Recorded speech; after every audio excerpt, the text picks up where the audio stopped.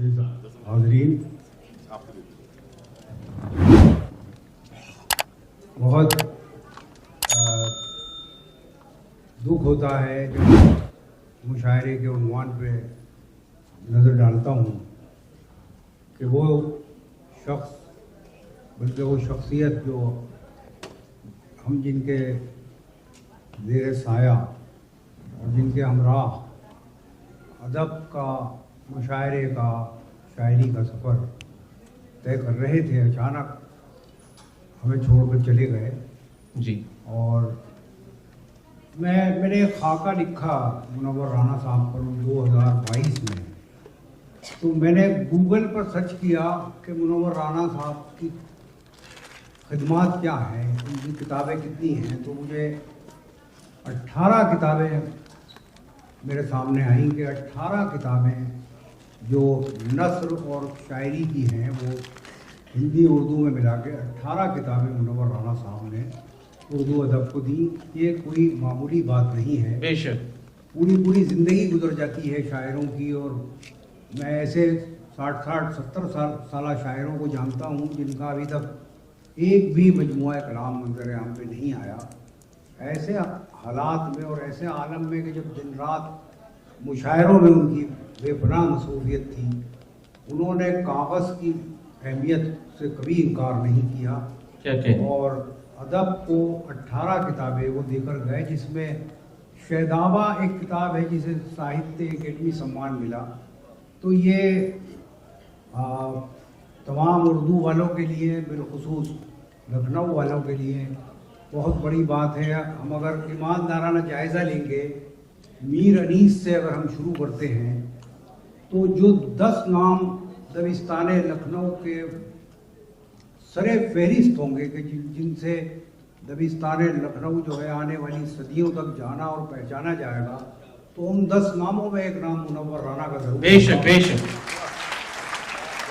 और हकीकत है। नस्र तो वो ऐसी लिखते थे कि जैसे कोई बातचीत कर रहा है। जामा मस्जिद पर अक्सर एक बॉम्बे ओरिएंट होटल में उनका क़याम रहता था।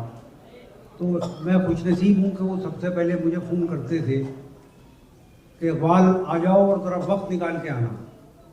तो हम लोग बैठे रहते थे, चाय पीते रहते थे, और वो ऐसी अजीब बातें मुझे सुनाते थे और मुझसे भी बहुत किस्से सुनते थे। कहते थे कि यार तुम बड़े किस्से सुनाते हो, और तुम अगर मुझसे कोई ये कहे कि 10,000 किलोमीटर बाय रोड जाना है, तो मैं उससे यही कहूँगा कि अगर मुझे 10,000 किलोमीटर बाय रोड लेके चलना है तो मेरा हमसफ़र इकबाल अशर होगा।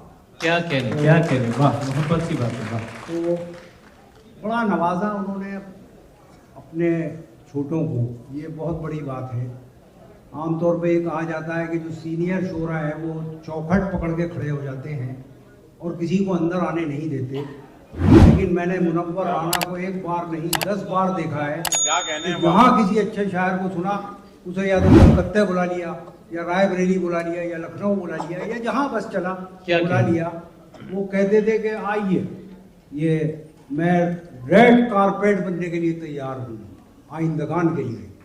तो ये ज़र्फ था उनका और ये कमाल था। बहरहाल उनके बारे में मैं पहले भी अर्ज़ कर चुका हूँ कि उनके ऊपर उनकी शख्सियत पर एक सेमिनार मुनक़्क़िद किया जाना चाहिए लखनऊ में हर साल, बहुत संजीदगी के साथ। बेशक मुशायरा पूरी तरह संजीदा अमल नहीं है, माफ़ कीजिएगा, लेकिन इसमें अगर एक सेमिनार शामिल कर दिया जाए सुबह के सेशन में, और उसमें अच्छे लिखने वालों को बुलाया जाए और ऐसा 4-5 बरस तक लगातार किया जाए, और फिर 3 नंबर शाया किए जाएं मुनव्वर राना की शख्सियत, मुनव्वर राना की शायरी और मुनव्वर राना की नस्र निगारी, तो मैं समझता हूँ कि ये ऐसे कीमती तोहफे हिंदुस्तान को मिलेंगे कि हमने लाइब्रेरियों में, अदबी जुज़दानों में उन्हें सजा के रखेंगे उन नंबरों को कि हाँ भाई हमारे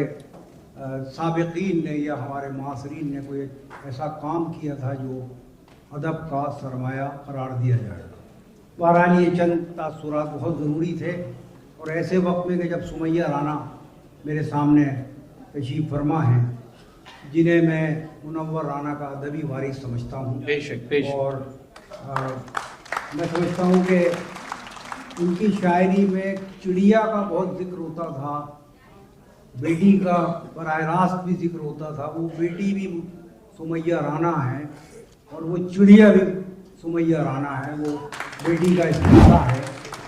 तो बहरहाल जो भी मुनव्वर राना साहब के लिए करना चाहता है वो तो पूरे लखनऊ का सरमाया है, पूरे हिंदुस्तान का अदबी सरमाया है। लर्न ऑनलाइन की जानिब से आपसे बस इतनी इल्तिजा है कि हमारे इस प्रोग्राम को लाइक, शेयर और सब्सक्राइब ज़रूर करें। साथ ही बेल आइकन दबाना ना भूलें, जिससे हमारी हर वीडियो आप तक अपलोड होने के साथ ही पहुंच सके। शुक्रिया।